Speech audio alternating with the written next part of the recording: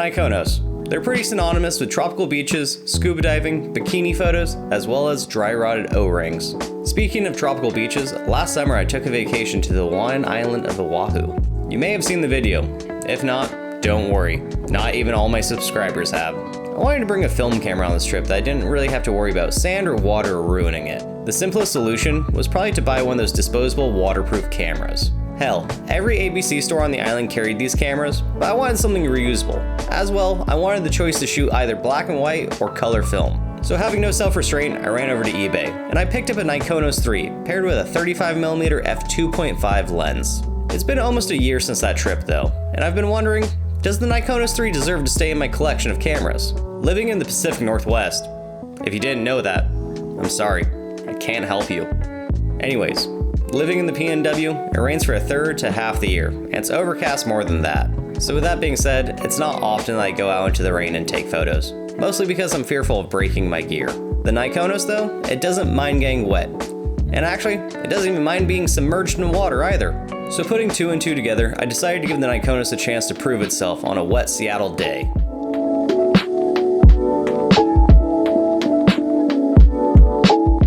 I had a doctor's appointment early that morning in the First Hill neighborhood of Seattle, so that's where we start off at.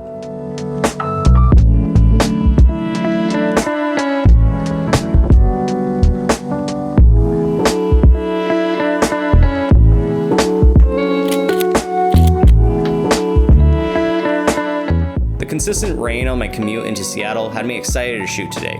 I could already visualize the photos in my mind. Fortunately for me, the gray and the rain, for once, decided not to linger around Seattle. Honestly, I think I was the only person in Seattle that day that was actually upset that the rainy forecast that was predicted ended up being wrong.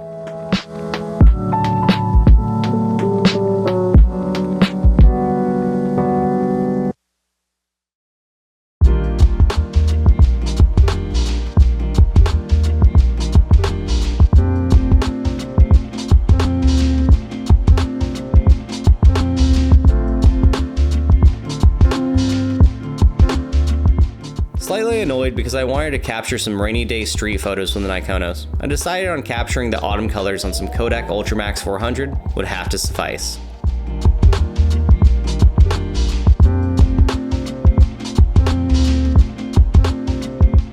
I do have to say though, Ultramax pairs really well with the autumn colors. Those orange and browns really pop.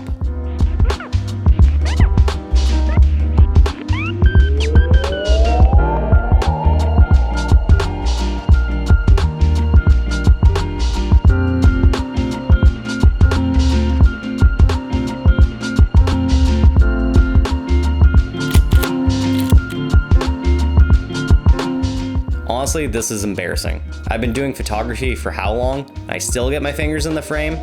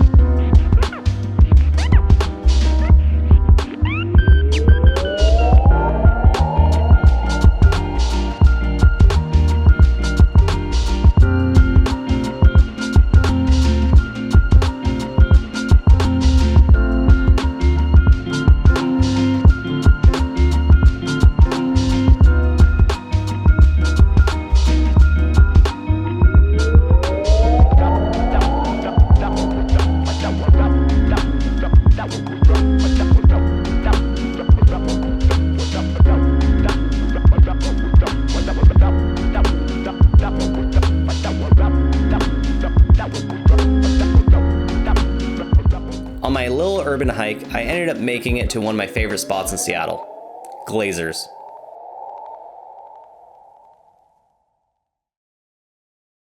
This place always gives me the ultimate kid in the candy shop vibes. I'm always drooling over the goodies here. Unfortunately for me, I have a gumball allowance and a king-size candy bar store. I was able to gather up my nickels though, so I can buy a second roll of Kodak Ultramx 400, so I can continue shooting around Seattle today. It's no Hasselblad, but maybe one day, I'll win that golden ticket, and I'll become adopted and become the successor of a camera manufacturing empire. You better believe those stocks will drop faster and harder than Enron once I take control.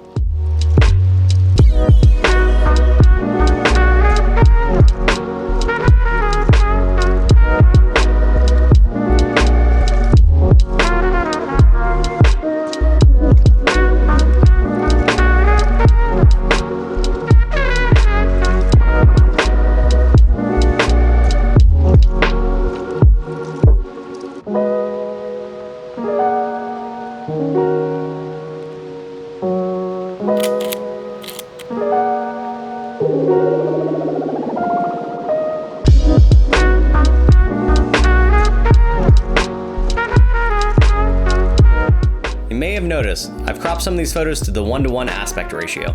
I wasn't intentionally subjecting you to the almighty square format, but more so, something odd was happening with my Nikonos today. So when cocking the shutter, the film wouldn't catch, not fully advancing to the next frame, which led to overlapping frames. I've shot a handful of rolls with this camera so far, and this was the first time I've actually experienced this. I'm not too sure if this was user error or a mechanical failure, because when I look at the film emulsion, there's no signs of damage. I guess I'll just have to keep an eye out and see if it does it again.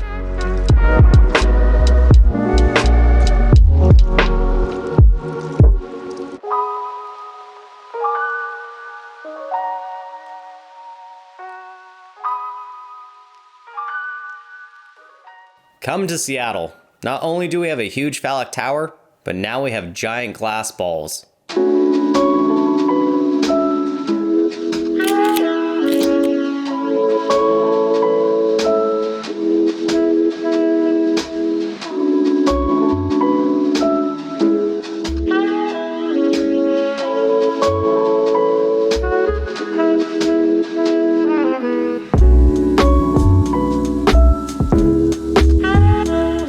I eventually worked my way down to the light rail station so I could continue my exploration north.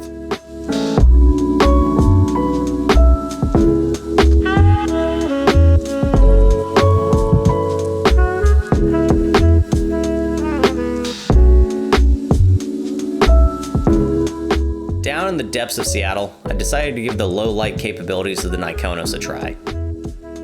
The body only has shutter speeds of 1/500th, 1/250th, 1/25th, and 1/60th, as well as 1/30th of a second, and for some stupid reason, a bulb mode. These shutter speeds aren't that terrible actually when paired with the 35 f2.5mm lens that came standard with these cameras. It's perfect for most situations with higher ISO films. However, the unique shutter on this camera makes it pretty hard to achieve non-blurry photos at lower shutter speeds while handheld.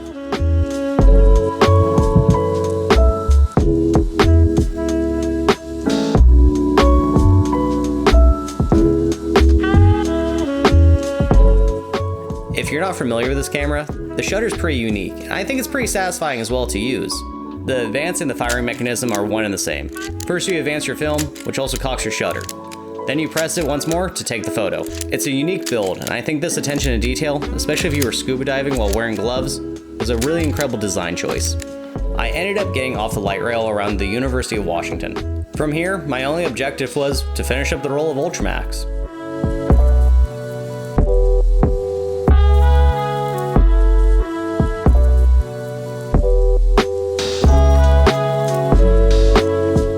So much for shooting this camera on a rainy day in Seattle. Honestly, I'm not a big fan of hiking in the rain, but I did think this took some of the thunder out of this video. Rain or shine, I think the idea behind this video remains valid. The Nikonos is a pretty amazing camera. That is if you don't mind zone focusing. Oh yeah, I probably should have mentioned that. This camera doesn't have a rangefinder, so if zone focusing is a deal breaker for you, sorry.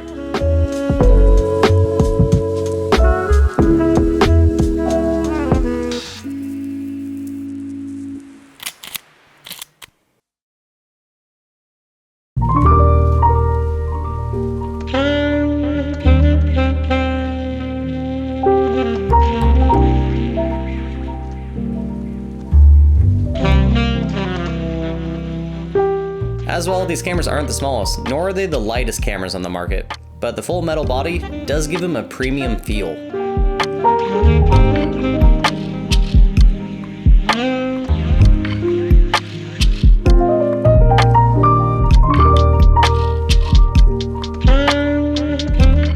Another note about this camera, or should I say the lenses of this camera, is that there are two types. Lenses marked with a UW around the front element, those lenses are made to be shot exclusively underwater. Honestly, it's an incredible feat that Nikon created a lens that was able to compensate for the distortion of being underwater. Unfortunately, if you shoot those lenses up on dry land, you're gonna get some blurry photos. Just to clarify though, both the standard and the UW lenses are both waterproof and can be shot underwater. The main thing is you want to make sure that both the O-rings on your camera body as well as on your lens are in good shape and not dry rotted.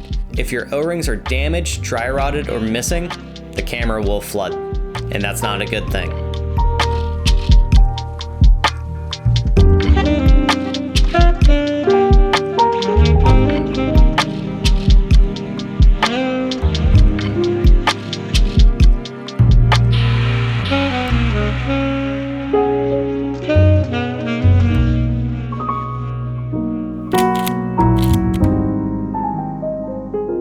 I used to think of this camera being only good for snorkeling or playing in the surf on a tropical beach. The more I use this camera, the more I realize that this camera is actually better suited for a different environment. Its rugged design with a metal body that isn't only weatherproof, but waterproof, can withstand mostly anything nature can throw at it.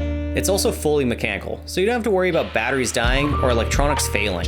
As well, this camera is more than capable of being used in the heat of the sun at the beach, as well as in the cold at the depths of the ocean. So shooting in the dry, dusty desert or on top of a snow-covered mountain shouldn't be a problem for this camera.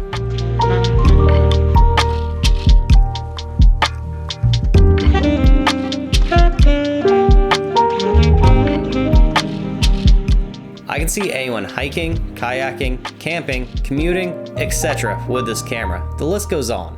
So again, is this camera made for those tropical beaches, or is this the perfect Pacific Northwest film camera?